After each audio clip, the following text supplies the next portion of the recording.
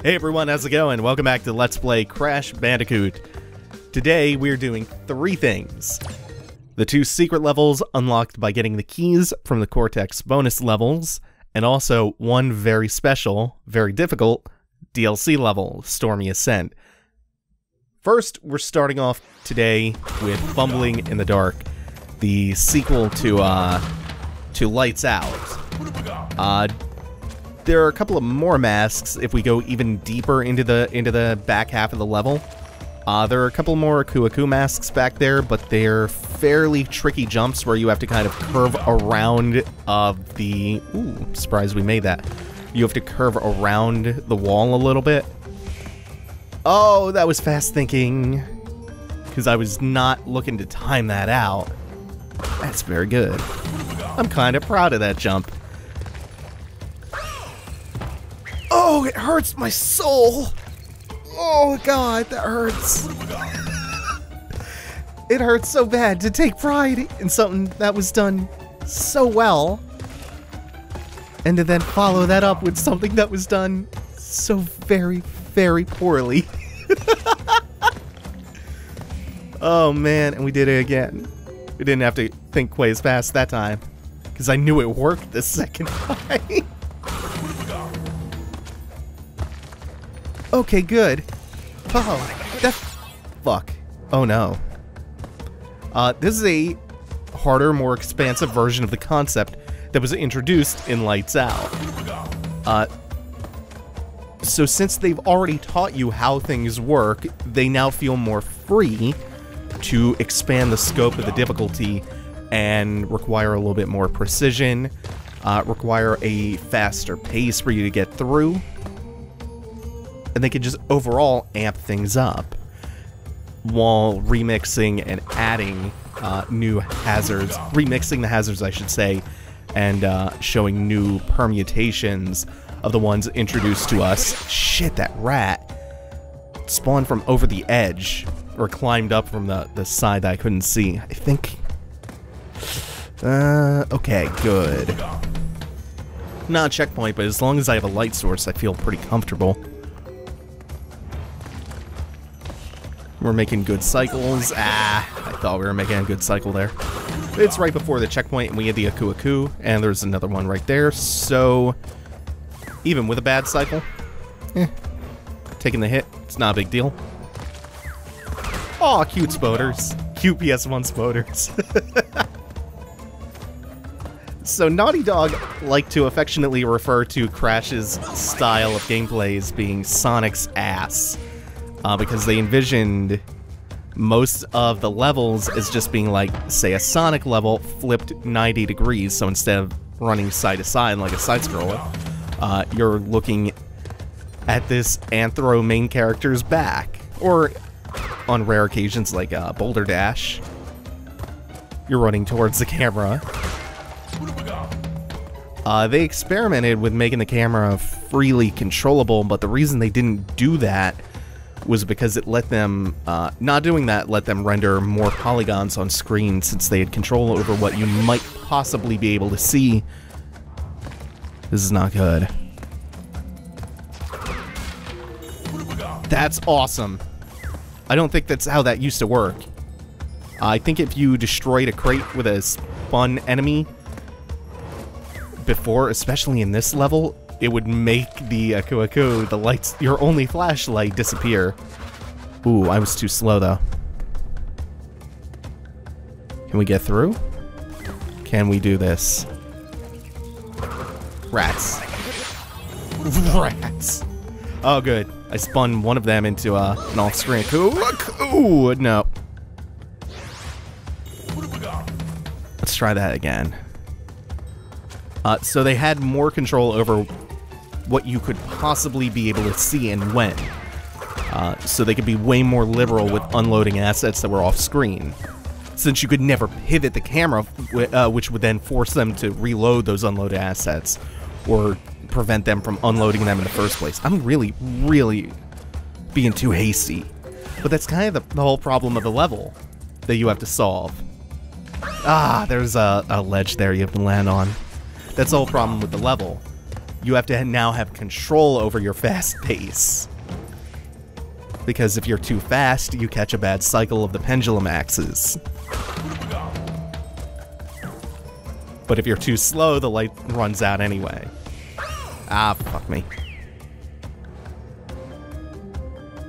So basically, the camera in Crash is fixed so they could squeeze out better visuals and more complex animations. I think that's part of the resource allocation that allowed them to use the more advanced vertex animation. Because 3D games, nowadays, they're way better at occlusion culling. They can do that on the fly and give you free camera control and still unload and load all of the assets as necessary, and do that freely without the visuals taking a hit. But again, this is the design and tech behind the art for a pioneering PS1 3D game.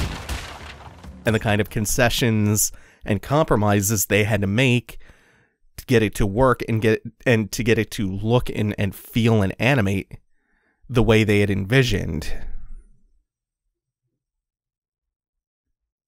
And coming up next with Fumbling in the Dark Dead, since we're done fumbling around, we're gonna move back yet again. Back to, what, the first island? Yeah. To where we first did Hog-wild. Oh no, this is right above Sunset Vista, never mind. Thought it was right above Sunset Vista because Fumbling in the Dark is right above Lights Out. This is the secret sequel level to Hog-wild. And since it's another hog riding level, you know what that means. Yeah, more of my favorite Crash song.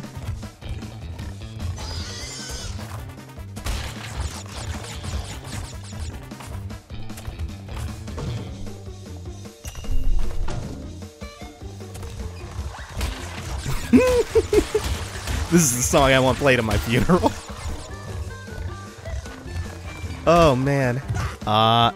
So we had a funeral for my dad recently, and he had, prior to his death, a couple of requests. Several of which we did not honor because, fuck. As much as I joke about when Hog-wild played at my funeral, my dad, on his deathbed, requested that we play Pop Goes the Weasel as they shut the coffin lid, and then also during the entire funeral service,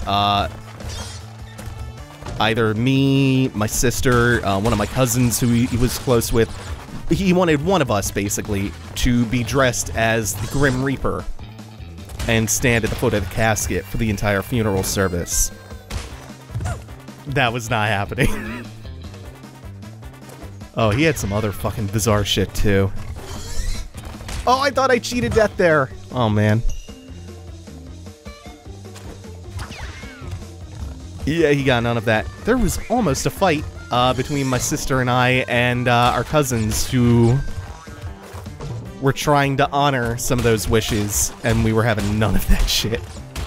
So yeah, there was almost a fist fight at my dad's funeral. Good times. Never a normal funeral on this side of the family. When I was 17, my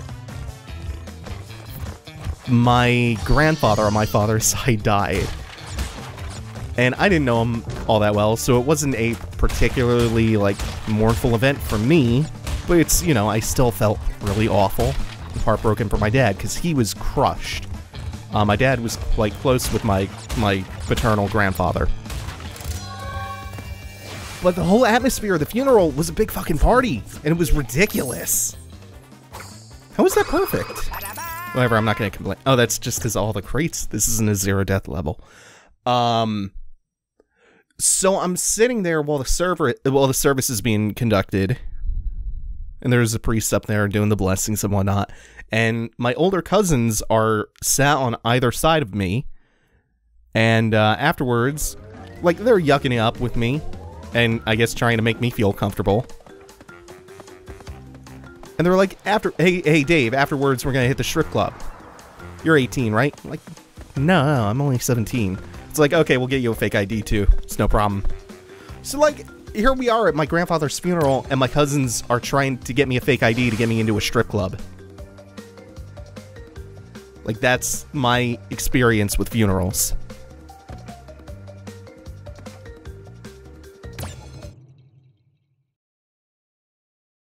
Now, onto a different topic that's going to involve a lot of dying and talk of dying. Stormy Ascent. Good luck. You're going to need it. Stormy Ascent. Oh, shit. Stormy Ascent's the main event of today's episode. The code for this level was always completed in the original release. It was there, buried in the files, but the level itself was not present at all. And it wasn't even discovered that this fully code-complete level existed on the disc until 13 years after Crash came out. Oh, Jesus. This level's already being brutal to me. Eventually, somebody got it working and put it in a ROM hack. And with the remake, the Vicarious Visions they remade Stormy Ascent and included it as free Day 1 DLC as a bonus level. However, the reason that it was cut... This timing is brutal. I'm not making that. Nope. I'm being stubborn. The reason that it was cut is because it's hard as hell. It's easily the most difficult level, not just in this game, in the entire series. It is savage. So there's a very real chance... Yeah, my timing had to be good there. There's a very real chance that I might just fall silent after a little while and have to stitch the rest of this episode together checkpoint by checkpoint. Because in total seriousness, I might be here for an hour or two making attempts on this level. It's also super nerve-wracking, and I don't know how well I could commentate over this for several hours. I was not fucking around when I said that, like, I've been just throughout the entire game building up a buffer zone of lives. I have like 67. I'm not gonna rule out the possibility of gaming over in the middle of this level. We've been going this long, this is our first checkpoint. We're done with the easy part of the game. That was bad timing.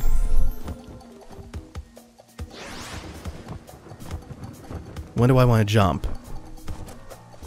No, I think I want to jump when it's away, because then it's going to come back pretty quick.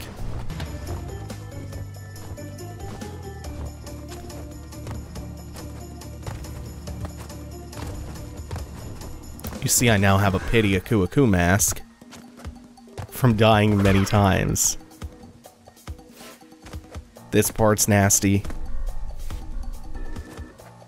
I feel like that might be the 10th time I've said that.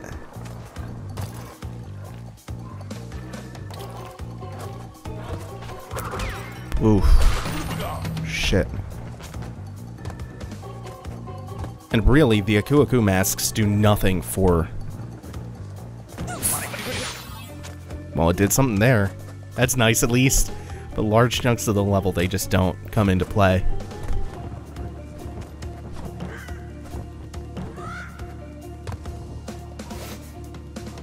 I think that's maybe the first time the Spelunky curse ever worked in my favor. Oh, thank God!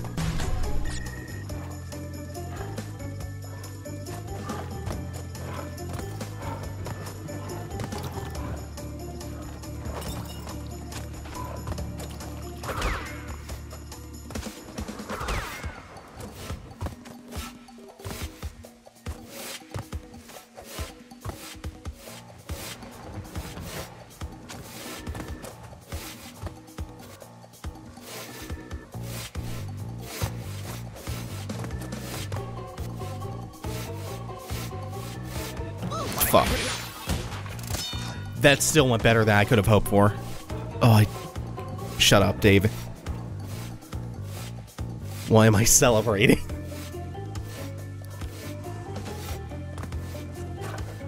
Put your arms down. There's nothing to celebrate yet. Now there's something to celebrate. Oh, dude, I don't even care if I make any fungible progress in this bonus level.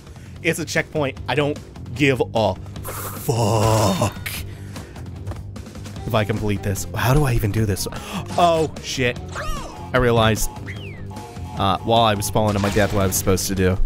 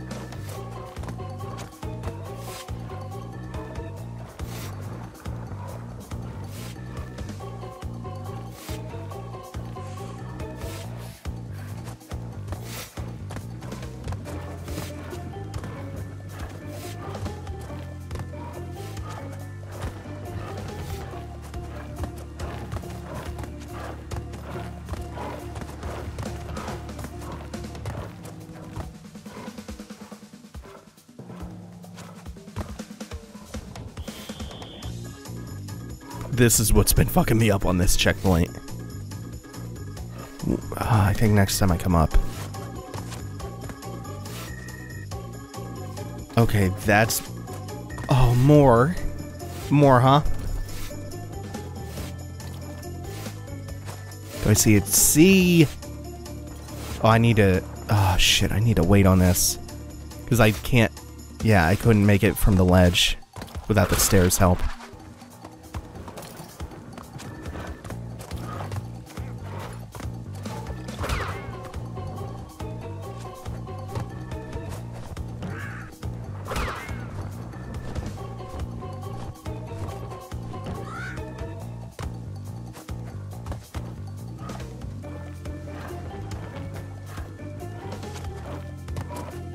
That's really hard. And I think the next part has been the thing that I've been stuck on for like 20 minutes. Not this. Wait, is it this? No, it is. Oh my god, that's it!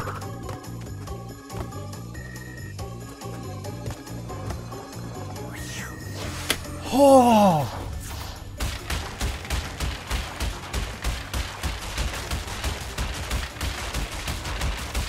Jesus! I was getting legitimately worried that I wasn't gonna have enough lives right at that last checkpoint. I'm pretty sure I burned through like 45. Thanks for watching, everyone. Take it easy. Have a good one.